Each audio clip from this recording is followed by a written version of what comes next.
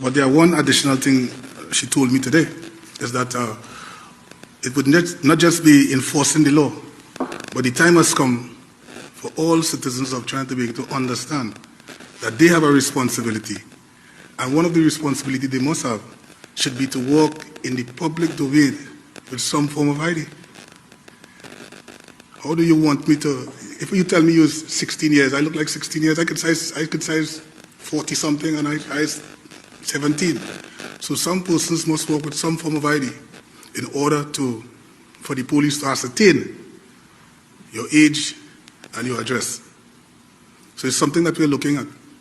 Okay, what's good, everyone? It's Nigel here, Trinidad Empowerment Network. So now the newest solution to crime in Trinidad, according to Roger Alexander, is to walk with your ID card. To walk with your ID card. That will, in his opinion, alongside the views of the Prime Minister, now become mandatory in Trinidad and Tobago to walk with your ID card. So a few weeks ago or last week, it was facial recognition. Next week, it's probably AI drone patrols. I've seen that mention. And now this week, it's mandatory identification cards, akin to if we all lived in North Korea, I suppose, or the previous Soviet Union regime under a dictatorship. This is the ideas coming from this government and the Minister of Homeland Security. So let me be very clear, Trinidad and Tobago. This isn't a crime fighting plan. This is authoritarian theater. It's a gimmick. It's a gimmick designed to give the illusion of action whilst the real causes of crime rot untouched in plain sight. No one ever talks about the root causes of crime. By every remit, by every research done worldwide, if the root causes of crime is addressed, then you see almost a direct impact on the reduction of crime. When have you heard any government, whether it be the PNM or the UNC, talk about the root causes of crime? Now, Minister Alexander says the public will soon see and not just hear results. But here's what I'm seeing. What I'm seeing is a government completely out of ideas. Completely out of ideas, zero substance, and zero strategy. We must deal with the root causes of crime to reduce crime if we are serious about reducing crime in this country. So yesterday it was drones, or last week it was drones. Today it's ID. Tomorrow it will be biometric scanners or digital checkpoints. When all else fails, they reach for the shiny new tech. Or in this case, the fascist-style policies. Technology is great. Technology is great. And it can help as it pertains to crime.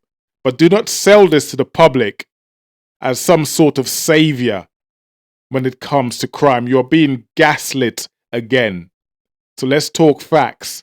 Let's talk facts. There is no conclusive global evidence that mandatory ID laws reduces crime. None. No conclusive global evidence that mandatory ID laws reduces crime. None. In fact, multiple studies, including by the Brennan Center for Justice, reports that on stop and search in the UK, it shows that these laws led to discrimination. It led to discrimination. It led to over-policing, and it led to harassment of minorities and the poor, especially the poor. Now, I'm not drawing any parallel directly to Trinidad and the UK. I'm just using an example as to why this ID law does not work.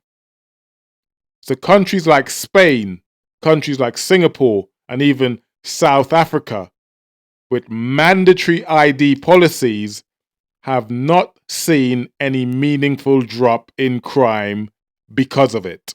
They have seen no meaningful drop in crime because of it. So what makes you believe it's going to work in Trinidad? Why is Trinidad any different?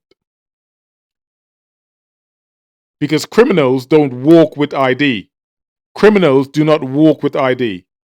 All this does is potentially criminalize ordinary citizens, especially youngsters and the youth in marginalized communities, in poor communities.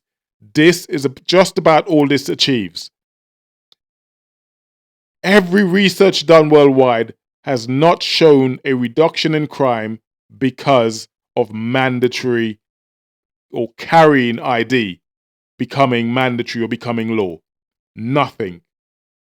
You're being gaslit again. You're being lied to again. And I find this extremely frustrating.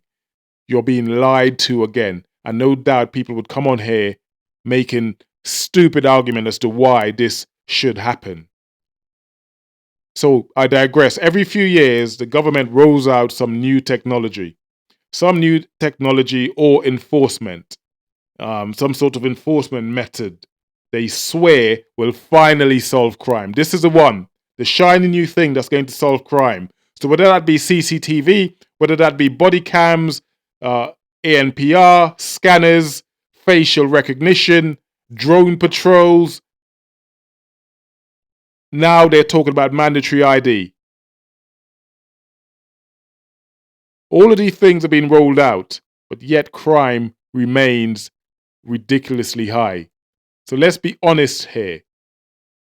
These things have never delivered real change, especially in poor countries, in poor communities, and especially communities that go neglected. These technology has never delivered any substantive change. We must deal with the root causes of crime. We must deal with the root causes of crime. Crime is not caused by a lack of technology. Crime is not caused by a lack of technology. Crime is caused by a lack of hope. Crime is caused by poverty. Crime is caused by broken homes. Crime is caused by mental health issues, youth unemployment, generational trauma, failing schools. This is the root causes of crime. Until we address those, we keep flogging the same horse. We keep doing the same thing and expecting a different result. And none of those are fixed for crime. By asking poor people to carry around their ID cards, for some reason, this government believes this is going to ultimately what's going to solve crime in Trinidad and Tobago. It's madness. It's insanity. You're being lied to. All this talk of technology and enforcement is political theatre. That's all it is. It appears that they're doing something about it. When you look at the crime rate remains the same because they are not addressing the root causes of crime. It's designed to gaslight the public, like I say to you, into believing something is being done when nothing meaningful is actually nothing meaningful is happening. Nothing meaningful is happening. If we do not address the root causes of crime, if we do not address poverty, if we do not address mental health, if we do not give the youngsters jobs, aspiration, things to do, community clubs, then crime will continue as it is. We cannot keep doing the same thing whilst expecting a different result. It's the very definition of madness. So where is the youth development programs? They're all underfunded. Our schools are crumbling. After school clubs, social clubs are crumbling. And young men and young women are still being funneled straight into prison or gangs. No hope. No hope. Technology does not fix poverty in these circumstances. You could bring out the best technology in the world. Every year there's a new, shiny new bit of technology that's ultimately going to solve crime, like I've said to you before. And yes, whilst technology is great and it's needed in the fight against crime, it's not going to deal with the root causes of the issue. That takes investment. That takes time. That takes putting the right people into communities, finding out the root causes, helping people, giving them hope. So let's look at the countries that actually reduce crime long term. That's reduced crime long term. Colombia, Portugal, Finland, and certain US cities even. And guess what they did? Guess what they did? They invested in people. It's simple. They invested in people. It takes time, it takes money. And this is one thing the government do not have: time and money. They've got 4 years to make a difference, or pay to make it look like they're making a difference. They need to pour money into education, which they don't want to do. They'd rather come up with fancy new gadgets. They need to pour money into job creation, which they don't do. They'd rather show you this new thing, this new law, or this new ID that you need to carry. That's going to solve it. They need to pour money into mental health services. No, they'd rather come up with some sort of new, I don't know, another new fancy gadget that's going to fix, this is going to fix the crime system. They need to pour money into community rehabilitation, youth mentorship. These are the things that would ultimately solve crime in Trinidad and Tobago. Not ID cards, not cameras, not gadgets.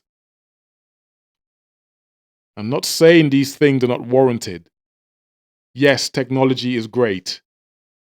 Until we deal with the root causes of crime, you are being lied to, you are being gaslit. Please understand this. Please understand this. We need investment. We need hope. We need opportunities. We need business. So let me say this to the government. Let me say this to the government.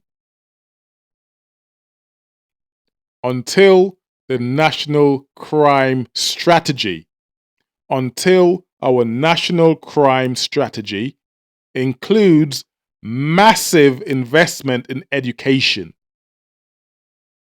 until it includes massive investment in jobs, until it includes massive investment in youth support and poverty alleviation, everything else is just noise. Everything else is just noise. Mandatory ID laws are not public safety, they are public control. Don't let them gaslight you. Do not let them lie to you. Do not let them pull the wool over your eyes, because this is exactly what they are doing. It's not going to work. The next new gadget is not going to fix crime. It will aid in the reduction of crime. It's not going to fix crime. How many times from its inception, all these, whether it be fingerprints, or facial recognition, or you know, whatever this new tech, the law or policing seems to have found worldwide, not just in Trinidad, worldwide, it's celebrated as a new thing that's ultimately going to solve crime. Has crime ever been solved in that way? No. The way it's been solved is by investment. and what I've just litigated to you. Putting money into communities. I feel like I'm repeating myself here, but this is what's needed. Jobs, hope, keeping people in Trinidad and Tobago and not giving them the opportunities that they need right here at home so they don't have to look elsewhere. This is what does it. And despite all that I've said, I'm guaranteed that I'm going to find someone who comes on here and criticizes and says, no, we need this new fancy gadget, or we need this, or we need this ID system to reduce crime in Trinidad. It's nonsense. It's absolute nonsense. Anyway, that's my take. Please like, please subscribe, and I'll see you guys on my next video. For now, much love. God bless. Take care. Peace.